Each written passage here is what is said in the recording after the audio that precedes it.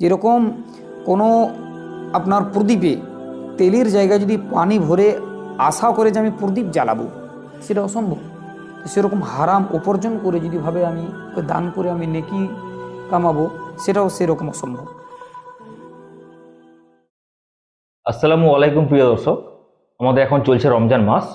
তো রমজান মাসের আমাদের এই পডকাস্টে কিছু গুরুত্বপূর্ণ টিপস যেগুলো আমরা আজকে আলোচনা করব। আমাদের সঙ্গে আছেন মাওলানা আব্দুর রহিম।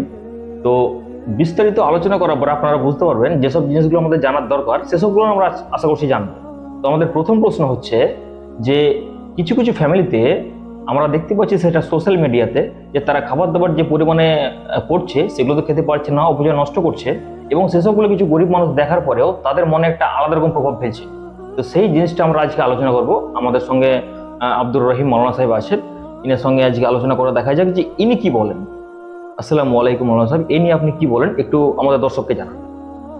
ওয়ালাইকুম আসসালাম ওয়া রাহমাতুল্লাহি ওয়া বারাকাতুহু। নাহমাদুহু ওয়া নুসাল্লি আলা রাসূলিহিল কারীম, আম্মা বা'দ। ফাউযু বিল্লাহি মিনাশ শাইতানির রাজীম। বিসমিল্লাহির রহমানির রহিম। সাল্লাল্লাহু আলা নবিল উম্মি ওয়া আলিহি সাল্লাল্লাহু তাআলা আলাইহি ওয়াসাল্লাম।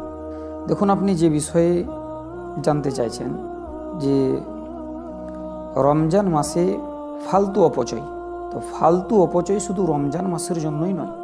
আল্লাহ পাক রব্বুল আলামিন কোরআন পাকের মধ্যে ইরশাদ করেন, ইন্নাল মুবাযযিরিনা কানু ইখওয়ানা শায়াতিন, নিশ্চয় বেফালতু অপচয়কারী শয়তানের ভাই। তো আমরা শয়তানের ভাই হতে যাব কেন বেফালতু অপচয় করে? কারণ এই রমজান মাস সংযমের মাস, অর্থাৎ নিয়ন্ত্রণের মাস, দমনের মাস। আর যদি আমরা এই মাসে যদি ফালতু অপচয় করে থাকি, তো এটা ঠিক হবে না। কারণ আমরা দেখতে পাই বহু এরকম গরিব মানুষ আছে যারা ঠিকঠাক দুই বেলা খেতে পায় না। এমনও মানুষ আছে যে এক বেলার খাবার জুটা গিয়ে তাদের প্রচুর পরিশ্রম করতে হয়। এবার আমরা তাদের দিকে না তাকিয়ে আমরা যে এভাবে ফালতু অপচয় করে থাকি, এটা কিন্তু ইসলাম অ্যাকসেপ্ট করে না। তো এভাবে ফালতু অপচয় না করে আমি ফালতু অপচয়কারীদেরকে বলবো, আপনাদের অর্থ দিয়েছে আল্লাহ, ঠিকই আছে, কিন্তু আপনারা এভাবে ফালতু অপচয় না করে গরিবের পাশে আপনারা দাঁড়ান, গরিবকে সহযোগিতা করুন, দরিদ্রদের সাথে ভালো ব্যবহার করুন কিছু দিয়ে। এটাই ইসলামের নিয়ম, ইসলামের তরিকা। আর এভাবে যদি গরিবের পাশে কোনো বড় লোক, কোনো টাকাওয়ালা যদি দাঁড়ায়, তো আল্লাহ পাক রব্বুল আলামিন খুশি হন। তো আরেকটা বিষয়, যে বেশিরভাগ দেখা যায় যে রমজান মাসে মানুষ বেশি দান করতে আগ্রহী, ব্যাপারটা কি? জি দেখুন, রমজান মাস এটি খুবই গুরুত্বপূর্ণ মাস, রহমতের মাস, বরকতের মাস। এবং হাদিস শরীফের মধ্যে সুনানে তিরমিজি হাদিস নম্বর 663 মধ্যে আল্লাহ রসুল ইরশাদ করেন যে রমজানের রোজার পরে আফজল রোজা হচ্ছে শাবানের রোজা। এবং তারপরে কথা বললেন যে সাদকা অর্থাৎ দান করাটা হচ্ছে রমজান মাসে উত্তম। হ্যাঁ, তা অন্যান্য মাসের তুলনায় রমজান মাসে দান করলে নেকির অধিকারও বেশি হবে। তার জন্য এই রমজান মাসে মানুষ দান ও খায়রাত বেশি বেশি করে থাকে আল্লাহর সন্তুষ্ট, আল্লাহ তাবারক ওয়া তাআলার কাছে বেশি নেকি পাওয়ার আশায়। আচ্ছা, দান করার যে টাকাটা যারা হারামভাবে ইনকাম করছে বা যারা সৎভাবে ইনকাম করছে, তাদের দানের টাকার সওয়াবটা কি এক নাকি আলাদা? দেখুন, কোনো ব্যক্তি যদি হারাম উপার্জন করে আর ভাবে আমি দান করব, তো তার তো নেকি হবেই না, হবে না, উল্টো আরও গুনহার দিকে সে পড়ে যাবে। কারণ তার উপার্জনটাই হচ্ছে হারাম। কোনো ব্যক্তি হয়তো ভাববে যে আমি দান করে কিছু নেকি সব কমাবো। যেরকম কোনো আপনার প্রদীপে তেলের জায়গায় যদি পানি ভরে আশা করে যে আমি প্রদীপ জ্বালাবো, সেটা অসম্ভব।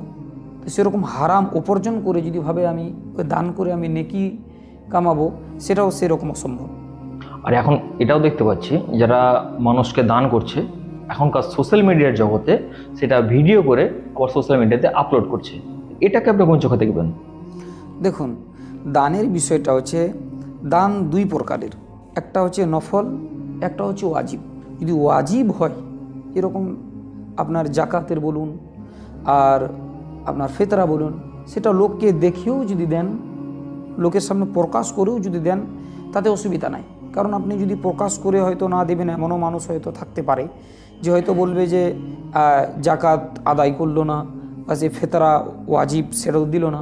তো সেটা যদি মানুষের কাছে দেখিয়েও দেন, তাতে কোনো অসুবিধা নাই। কিন্তু নাফিলা, যেটা নফল আপনার দান, সেটা মানে খুব মানে সতর্কতার সঙ্গে, এক কথায় পুশিদা লুকিয়ে দেওয়াটাই উত্তম। যেটা শোনা যায় যে ডান হাতে দিলে নাকি বাম হাত যেন জানতে না পারে, এই টাইপের সিস্টেম। আচ্ছা আচ্ছা, তো তাদেরকে আপনি কি বলবেন? তাদেরকে এটাই বলবো যে যদি নফল দান হয় তো যত আপনার বেশি চেষ্টা করবে যে লুকায়িতভাবে দেবার চেষ্টা করবে, এটাই তাদেরকে বার্তা দেব। আরেকটা প্রশ্ন, এখন চলছে রোজার মাস, তো যারা ধরেন কোনোদিন রোজা করেনি, প্রথমবার রোজা করবে, ফার্স্ট টাইম রোজা করবে, তাদেরকে আপনি কি পরামর্শ দেবেন? দেখুন, কোনো ব্যক্তি যদি প্রথমে রোজা রাখতে চায়, বুখারী শরীফের একটি হাদিস, ইন্নামাল আমালু বিন্নিয়াত, প্রত্যেকটি কাজের নির্ভরশীল হচ্ছে নিয়ত। তো কোনো ব্যক্তি যদি রোজা রাখতে চায়, সর্বপ্রথম তাকে নিয়ত ঠিক করতে হবে। তারপরে তাকে ভালোভাবে সেহরি খেতে হবে, বেশি পানি পান করতে হবে, তারপরে রোদ থেকে দূরে সরে থাকতে হবে, কাজকর্ম থেকে একটু দূরে সরে থাকতে হবে, তারপরে নামাজের দিকে এবং কোরআন তেলাওয়াতের দিকে তাকে বেশি বেশি মনোযোগ দিতে হবে। আচ্ছা, এটাও শোনা যায় যে যারা প্রথম রোজা করে তাদের নাকি পুরনো যে খারাপ সময়গুলো কাটিয়েছে বা কোনো কুকর্ম করেছে, কোনো পাপ কাজ করেছে, সেগুলো খুব বারবার মনে পড়ে। এটা কি সত্যি না কি, এটা পুরো একটু ব্যাখ্যা করে বোঝান। দেখুন, বিষয় হচ্ছে যখন কোনো ব্যক্তি মানে ফি সাবিলিল্লাহ অর্থাৎ আল্লাহর রাস্তায় নেমে যায়, তখন সে অটোমেটিকলি ভাবতে থাকে যে আমি পিছনে কি কর্ম করেছি। ও যদি আপনার খারাপ কর্ম করে থাকে, তাহলে অটোমেটিকলি তার একটা স্মৃতিতে ভাসবে যে আমি এর পূর্বে যে কর্মগুলো করেছি সেটা অবশ্যই আমি ঠিক করিনি। তখন তার নিজের একটা পস্তাওয়া শুরু হয়। নিজের একটা পস্তাবা শুরু হয়। এবার ওই রোজার বাদৌলতে, নামাজের বাদৌলতে সে যদি আল্লাহর কাছে খুব কৃতজ্ঞতা স্বীকার করে, আল্লাহর কাছে যদি খুব ক্ষমা প্রার্থী চাই, তো আল্লাহ পাক চাইলে পূর্বের গুনাহগুলো মাফ করে দিতে পারে।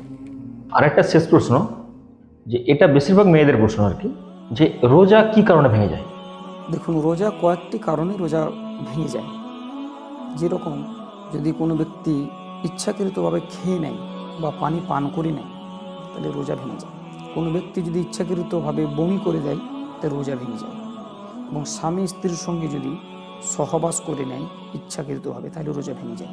আর কোনো ব্যক্তি যদি মনেই নাই যে আমি রোজা রেখেছি, আর যদি কোনো পানি পান করে নেয় বা খেয়ে নেয় বা স্ত্রীর সঙ্গে সহবাসও করে নেয়, তাতে কিন্তু রোজা ভাঙে না। তার মধ্যে আরও যেরকম আছে, পান, বিড়ি, সিগারেট যদি আপনার খেয়ে নেয় ইচ্ছাকৃতভাবে, তাহলে তার রোজা ভেঙে যায়।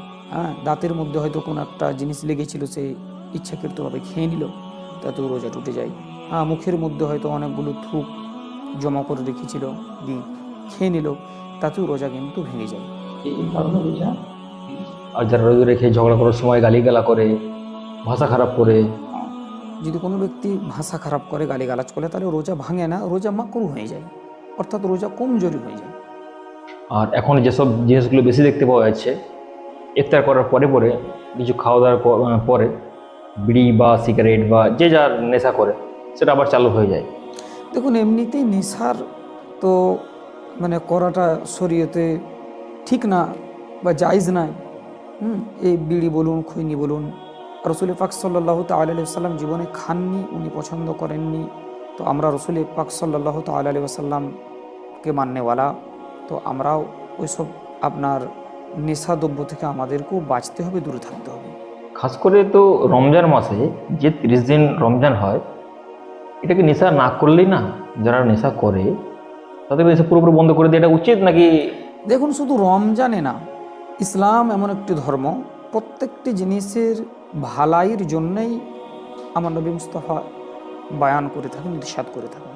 তো কোনো ব্যক্তি যদি শরীয়তের রাস্তাতে চলে, তাহলে সেই কোনো রকমেই নেশা করবে না। অর্থাৎ যেই ব্যক্তি শরীয়তকে ফলো করেছে, সেই দুনিয়াতেও কামিয়াব, আখিরাতেও কামিয়াব। আচ্ছা, তো প্রিয় দর্শক, আজকে আপাতত এতটাই। তো নেক্সট ভিডিওতে আপনাদের যেটা প্রয়োজন বা কোনো কিছু আপনাদের জানার থাকলে কমেন্টে জানাবেন। সেই হিসাবে আমরা আবার নেক্সট টাইমে ভিডিও বানাবো। অসংখ্য ধন্যবাদ।